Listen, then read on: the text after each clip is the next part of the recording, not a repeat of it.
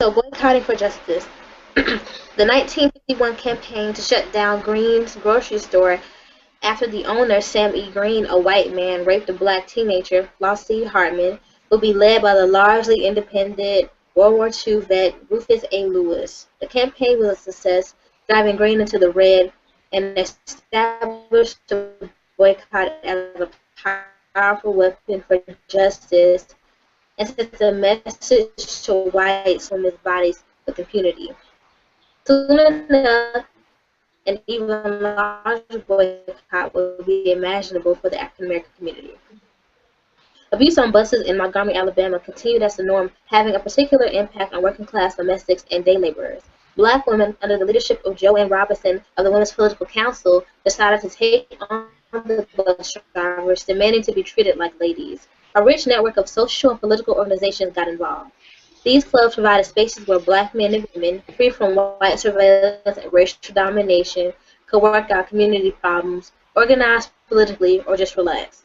The sheer number and diversity of organization explains the relative speed with which the 1955 boycott began.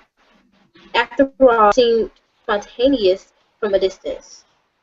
Vernon Johns, the irascible and outspoken preacher at Dexter Avenue Baptist Church in the 1940s and early 1950s, regularly chastised his silk-stocking congregation for their apparent resignation to Jim Crow. Though organized, with few exceptions, clubs preferred focusing on racial uplift and charitable causes as opposed to protesting against white supremacy. The questions are, how did Lewis's independence impact his ability to engage in protest activities? What is a silk stocking congregation? How significant is it that middle class people became involved in the bus boycott? And what impact do class divisions in the black community have on our ability to achieve?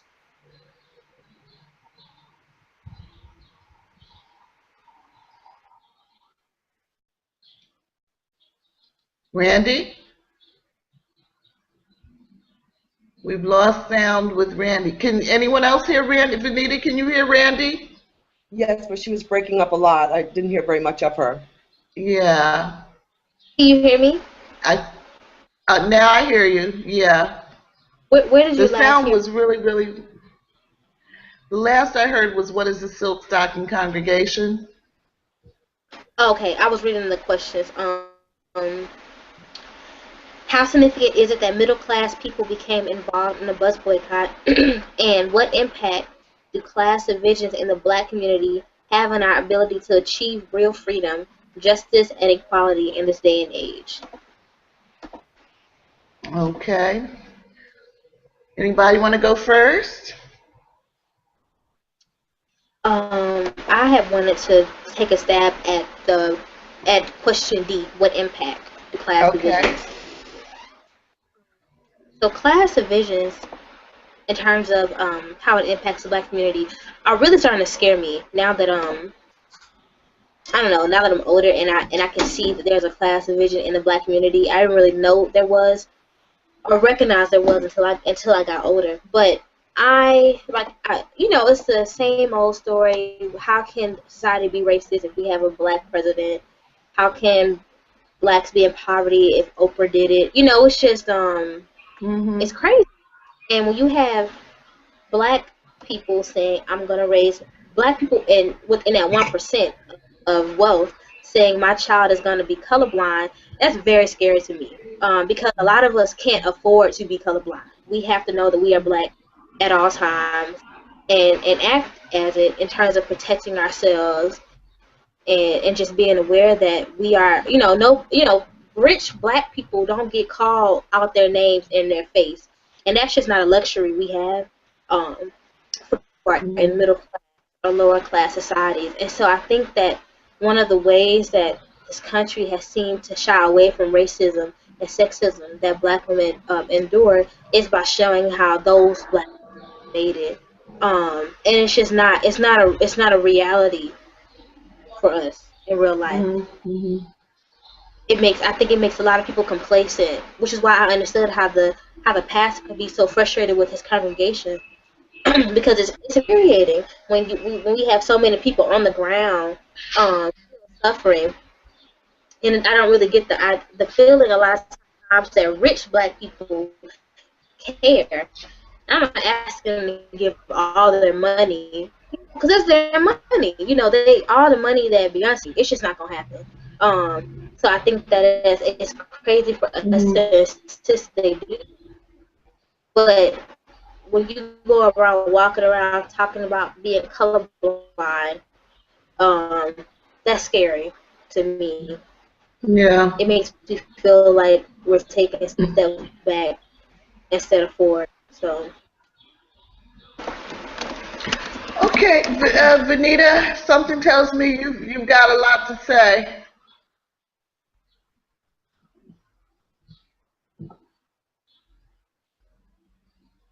I I lost feel it. you. I lost Huh? you.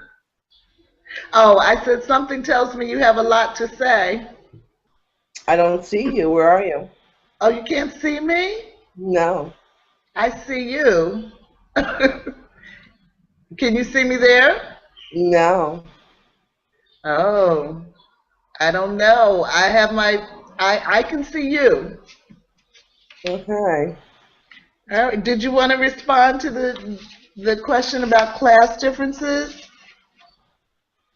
We can see you and we can hear you. Um,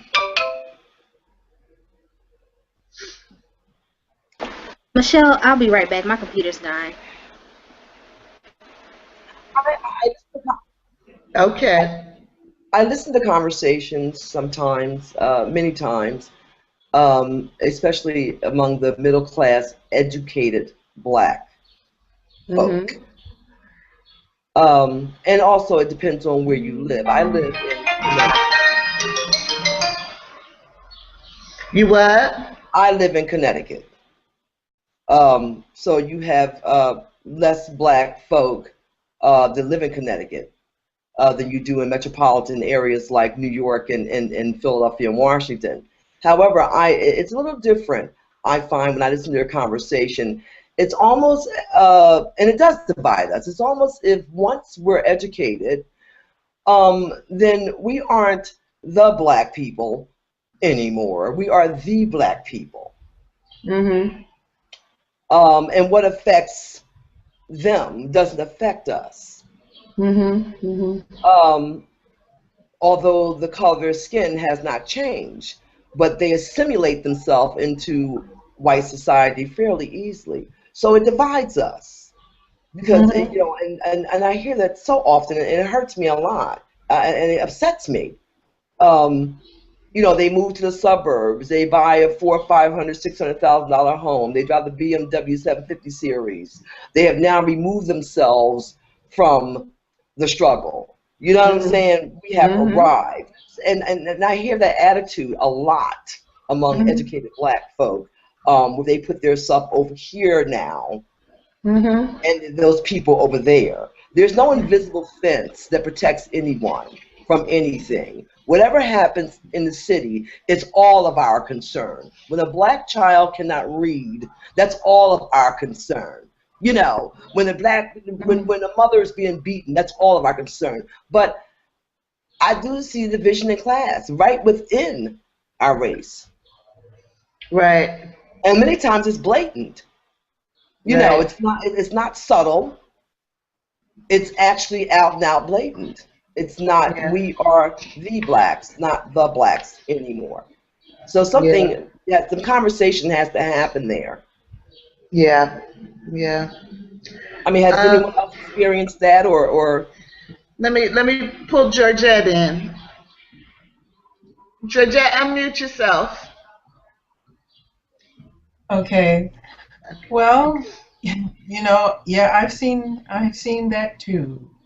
And Yeah. I wonder if it's something passed down from, when we were enslaved, and so you needed something to set you apart from, oh, who's out in the field and who's in the kitchen. You know, Right.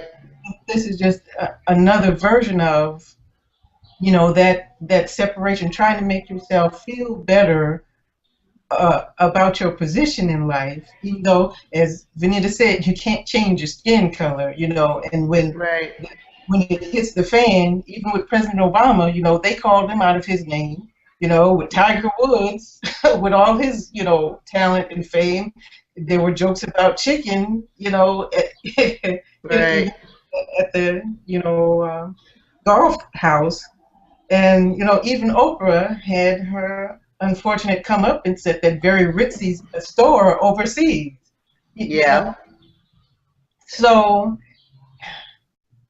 even I would like to believe that the people who have money, not all of them, you know, are educated in a way that's more well-rounded. You know, that they've been able to travel the world and see America from the outside in, and Mhm. just see how, you know, the game is played, you know, to keep you divided so you have no power. You know, Right.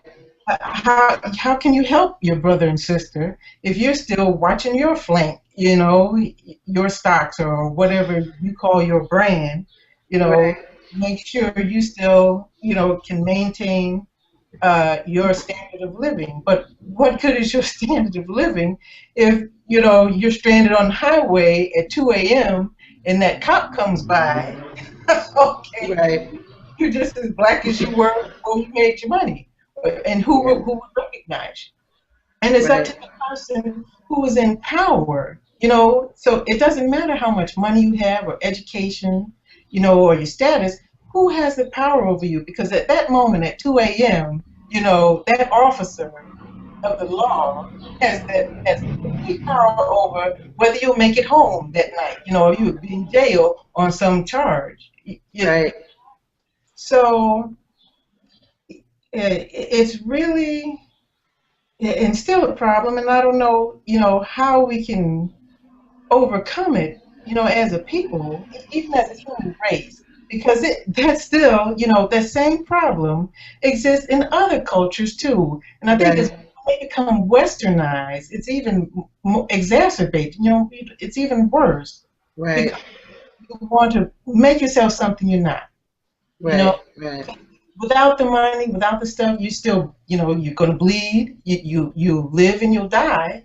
You know, and your life could change in a split second, and you'll be back wherever you started, or where you Yeah. thought, you know, that bum in the street was that you walked by that you thought you were better than. You could be there, you know, tomorrow. Right. Right. Right. You know, so per, Yeah. I don't know. Perhaps if we hmm, increase the education and exposure of the young people coming up to try to change the mindset. You know, and media is a good thing, but you know, it still pumps all these images into their heads, so they're not grasping, they're not working for the things of substance, and so they Right. don't know the true value if they make those millions of dollars. What's the real value of all those dollars they think they have in the bank? It's just ones and zeros, you know, Right. and the value of it is given to you by who's controlling, you know, the Federal Reserve, actually. Yeah. Yeah. Yeah. So, you know, and Yeah. more cultural, you know, appreciation. Because if you leave your, you know, I'm going to be who I am no matter where I am. Yeah. So I'm not going to try to be, you know, whoever in some country club because I wouldn't be comfortable there, you know. And, well, I kind of lost my thought there, but hmm, Okay. that's about all I had to say on that. Okay. Well, thank you. Um. Mm. Yeah. It's certainly I've seen it, experienced it, the classism in the black community as well. I agree with Georgette, though. It's a human problem. I think, though, it's a human problem that has um, much more dire consequences for the Black community, um, as well as more twisted roots, um, such as whatever psychological damage was done to us by the experience of slavery. Um, in terms of chapter 2, um, I thought it was really significant that the middle class, was so participatory in the Montgomery bus boycott, um, because those with a little bit more resources um, have that to contribute to whatever the struggle is, um, but they don't have, all of the foot power, the physical energy, the motivation, the the things that people most deeply affected, like the domestic workers and the day laborers in this case, will bring to a situation. So I'm just saying that certainly I believe if we're ever going to be serious about pursuing what I would consider to be a real measure of freedom and justice and equality, um, we're going to have to find ways to bridge our class differences. Um, as Georgette knows, I practically live on Facebook, and I skimmed past an article today that Janice Graham had posted talking about why middle class people are being priced out of the housing market, unable to, afford places to live. And I didn't stop to read the article, but one of the comments from one of her friends was saying something along the lines of, the expression that the Jews, first they came for uh, who first they came for the Negroes and nobody said anything, and then they came for this, came for that. That is that kind of thing that this country has been targeting poor people for several decades now, and and the middle class really hasn't had a problem with it. They certainly have not been mounting national and international campaigns, the likes of which we read about happening in the 1940s on behalf of poor people. And so, now those same forces are taking aim at the middle class, who have conveniently called themselves now the 99%. But and that's okay, that's good. I mean, anything that that makes us feel more connected, I think, is a good thing. Um, but we know that there are real divisions within the 99%.